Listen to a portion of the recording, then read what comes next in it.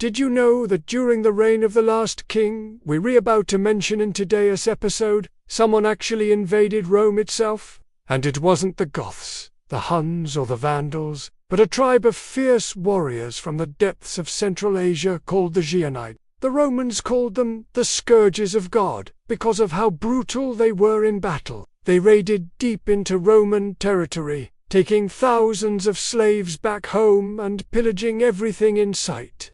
Even Alaric, the Gothic king who sacked Rome a few decades earlier, had to team up with the Romans to defend Italy from the Ashurbanipal invasion. But when the dust settled, the true conqueror of the day was neither Roman nor Goth, but a humble sheep herder named Attila. Attila's father was Munjuk, the leader of the Huns, and his mother was a local woman from Pannonia, a Roman province in modern-day Hungary. So when Attila was born, he received the best education money could buy in Rome. Attila's early life is shrouded in mystery, which only adds to his mystique. He's generally believed to have been born around 406 AD, but no contemporary sources provide us with this information. In fact, our knowledge of his early life is limited to a few brief mentions in the writings of Jordanus, a Roman historian who lived several centuries later. We don't know who his parents were, how he grew up, or what he did in his youth. All we know is that he studied the art of war, mastered the skills of horsemanship, and learned to read and write Latin. These facts are mentioned by Priscus, a Roman senator who met Attila at the height of his power, and according to Priscus, Attila spoke perfect Latin, which made him a formidable adversary, because he understood the minds of his enemies better than anyone else. When Munjuk died, Attila took over the Huns' leadership and immediately set out to build a new capital in the fertile lands, south of the Tisa River. There he built a palace and surrounded himself with luxuries. He also married a princess from the Gepids, another Germanic tribe that lived in Pannonia. But his neighbors didn't like the Huns, and they often attacked him. Attila fought back fiercely and defeated them all except for the Gepids. They remained neutral and kept good relations with Attila until his death. This neutrality can be seen as a testament to the respect and fear that the other tribes had for Attila and the Huns. After all, even the mighty Roman Empire preferred to negotiate with its enemies rather than risk facing Attila's wrath. In 434 AD, Attila's brother Bleda died under mysterious circumstances. Some historians believe he was assassinated by Attila himself, who wanted to rule alone. Others think he perished in battle, or fell ill and died. Whatever happened to him, Attila inherited his share of the kingdom and became the undisputed leader of the Huns. Now, despite being half Roman, Attila never tried to conquer Rome. In fact, he maintained good relations with the Western Roman Empire throughout his reign.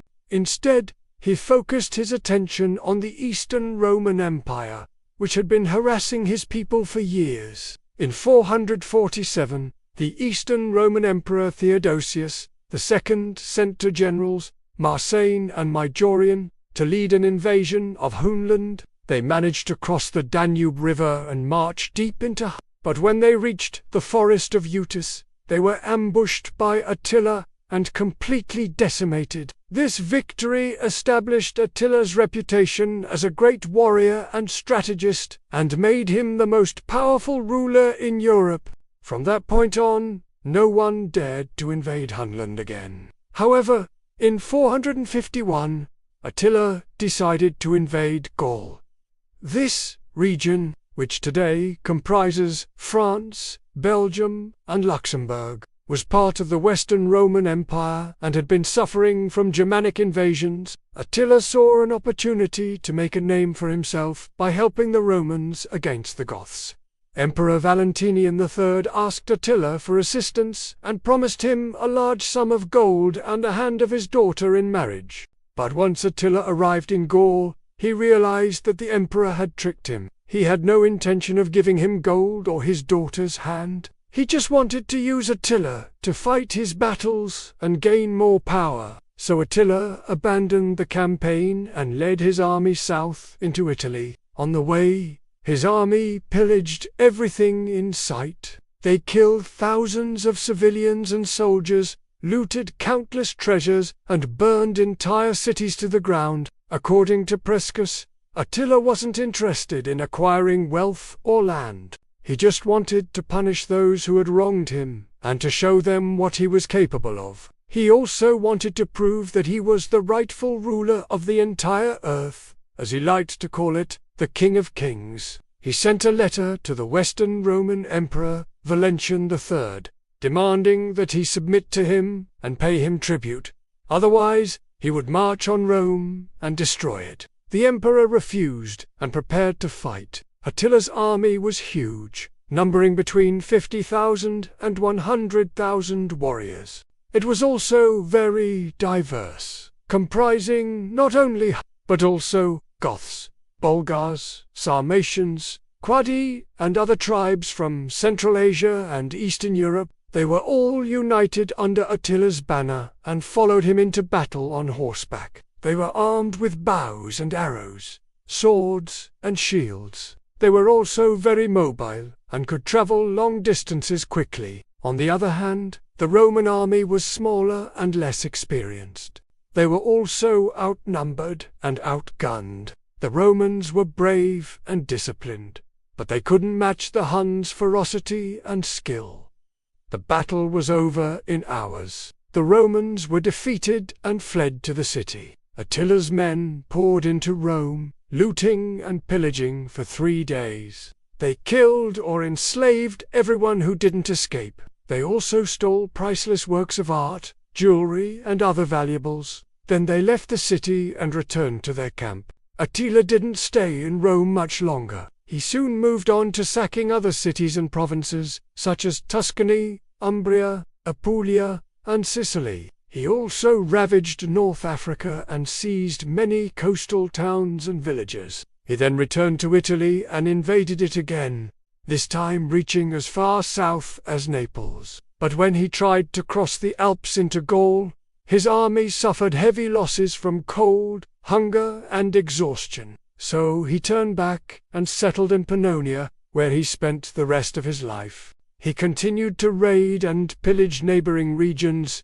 but he never attempted another major invasion. He also married several women from local Germanic tribes, including a princess named Ildiko, whom he abducted from a wedding feast. However, his wives and concubines couldn't keep him happy. He remained restless and violent, and he kept asking for more land, gold, and power. His neighbors grew tired of him and formed an alliance to stop him. They invaded his kingdom and killed him during the battle. His head was cut off and hung from the fortress wall that had captured him. The Huns lost their king and their unity, and they soon disappeared from history. But the story doesn't end here, because now we must delve into the enigmatic world of the greatest secret society that ever existed, whose influence reached every corner of the known world. If you thought the kings we've talked about so far were powerful, wait until you hear about the Society of Explorers, and how they wielded power that surpassed even the mightiest rulers of antiquity. Did you know that every single civilization on Earth, from the Egyptians to the Greeks to the Mayans, all believed that their ruler was a god or the son of a god? They worshipped their leaders, made them immortal after death, and gave them divine powers. But who really held the reins of power behind the scenes was a secret society of explorers, who had discovered the secrets of the universe and the hidden knowledge of the ancients. They were the ones who funded the expeditions, inspired the inventions, and guided the destinies of nations. They were the real kings of the world. To learn more about their identity and their agenda, stay tuned for the next episode. Meanwhile, take a moment to subscribe so you don't miss out on uncovering the mysteries of the past. Don't forget to share your thoughts and join the discussion. Thanks for watching, and we'll see you soon.